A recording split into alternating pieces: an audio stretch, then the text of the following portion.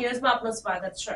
4 દિવસ અગાઉ મળેલ કેબિનેટની બેઠકમાં બનાસકાંઠા જિલ્લાનું વિભાજન કરી વાવ થરાદ નવો જિલ્લો બનાવવાનો નિર્ણય કરાયો છે અને આ જિલ્લામાં 8 તાલુકાઓનો સમાવેશ કરવામાં આવ્યો છે।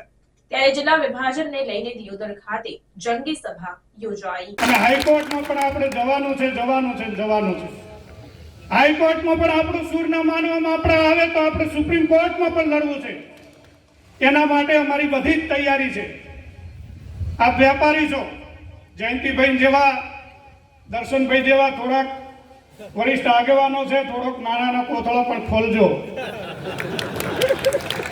થોડીક જરૂર પડશે, કદાચ વધારે જરૂર નહીં પડે, બાકીની વ્યવસ્થાઓ અમે બધા કરશું। આપની સાથે છે। હાઈકોર્ટ, સુપ્રીમ કોર્ટના વકીલો રાખવાની તમામ જવાબદારી હું જાહેર મંચ ઉપરથી લઉં છું કે જેવા હાઈકોર્ટનો વકીલ રાખવો પડે, જેટલો ખર્ચો થાય તમામ ખર્ચ કરવાની તૈયારી છે, પરંતુ આપણે લડવું છે।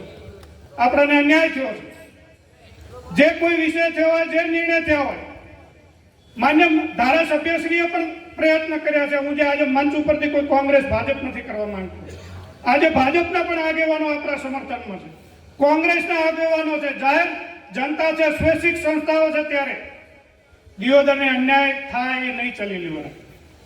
ઘણા બધા આગેવાનોને, ઘણા બધા નેતાઓને એવું હોય કે દિયોદર એ ગમે તેવો નિર્ણય સહન કરી લેશે। ના, હું તો વિનંતી કરું છું કે દિયોદર તાલુકા ઉપર કોઈ અખતરા ભલાથી ના કરતા। એનો જવાબ જનતા સમય આવે ત્યારે આપશે। આંદોલન આપણે કરવું પડે અને જ્યારે આપણી માંગણી નથી સ્વીકારી તો આપણે ભાઈસાબ બાબા કરશું તો રાજ્ય સરકાર આપણી વાત નથી માનવાની કે ભારતીય જનતા પાર્ટી હોય, કોંગ્રેસ હોય, સ્વૈચ્છિક સંસ્થા હોય, પૂરી તાકાતથી લડવું પડશે અને એને લડવા માટે આપણે સૌએ એક નકું બનવું પડશે। આજે આપણે એક મહાપંચાયતનો કાર્યક્રમ આપ્યો, આપણે ભૂખ હડતાલ પણ કરવી પડશે, અનશન પણ કરવું પડશે। હું માનું છું કે ભારતીય જનતા પાર્ટીના આપણા ધારાસભ્ય શ્રી, પદાધિકારીઓ, સ્વૈચ્છિક સંસ્થાઓ માન્ય મુખ્યમંત્રી શ્રીને એક વખત મળે, પ્રયત્ન કરે। હજી આપણે 1% આપીએ, નહીં તો મારી પાછી એક વિનંતી છે કે અમે જે સ્થિતિમાં જે છીએ ત્યાં અમને રહેવા લો। આ વાત પણ આપણે સૌએ કહેવી પડે। અમારે થરાદ નથી જવું, આપણે પાલનપુર અનુકૂળ છે, અહીંથી રેલવેમાં પણ બેસીને આપણે જઈ શકશું। આવનારા રાજકીય ભવિષ્યની અંદર આપણા વિસ્તારને અન્યાય થયો છે, આવનારી પેઢીને આ નિર્ણય એવો બધો ઘાતક છે કે આપણે સૌએ, બુદ્ધિજીવી લોકોએ ખૂબ વિચાર કરવો પડશે।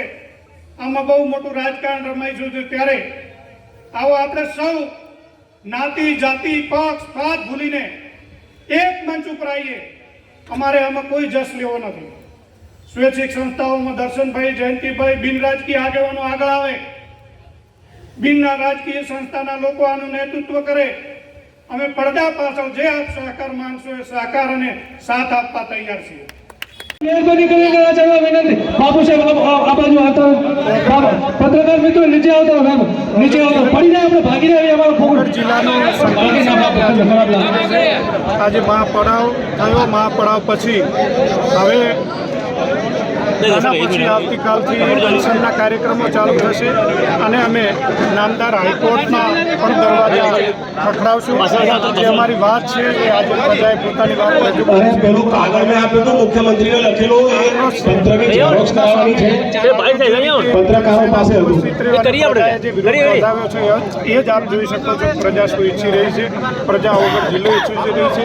ઓગળજી મહારાજને પ્રાર્થના કરીએ કે રાજ્ય સરકારને સદબુદ્ધિ મળે અને તાત્કાલિક પોતાનો નિર્ણય રદ કરી અને ઓગળ જિલ્લાની જાહેરાત કરે એવી આજે વાત થઈ છે। આવતીકાલથી 10 લોકો ભૂખ હડતાલ એટલે અનશન ઉપર બેસશે। હાઈકોર્ટમાં પણ જઈશું અને હમણાં જ અમારી સંકલન સમિતિની બેઠક થશે, એમાં આગામી નિર્ણય શું કરવા, આગામી કાર્યક્રમો શું કરવા એની પણ નક્કી થશે।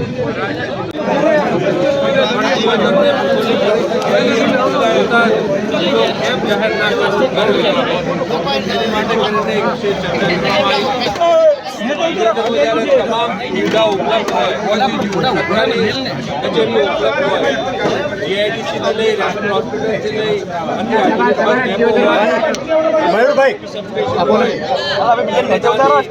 કેનાલ આવેલી હોય રેલવેની કનેક્ટિવિટી હોય તમામ શાળા કોલેજો હોય સુખ શાંતિ હોય એટલે દિયોદર જિલ્લો જાહેર કરવા માટે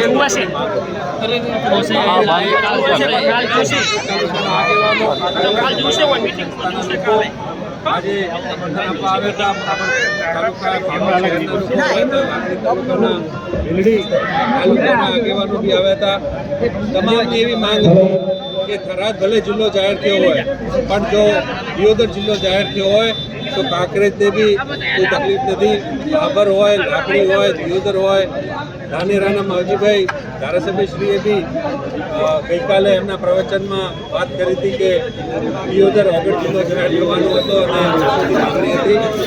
આજે લોકો સ્વયંભૂ આ સભામાં આવ્યા હતા અને પૂર્વ અધ્યક્ષ મારા દાદાજી ગુમાનસિંહજી બાપુ સાહેબે આજની સભાને સંબોધી અને લોકોને આગળની રણનીતિ નક્કી કરી.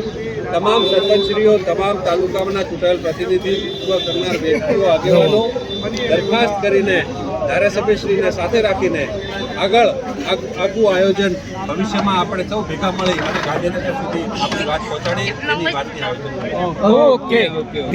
સમાચારોની ઝડપી અપડેટ માટે હમણાં જ સત્ય સ્વરાજ ન્યૂઝ ચેનલને લાઇક, શેર અને સબસ્ક્રાઇબ કરો.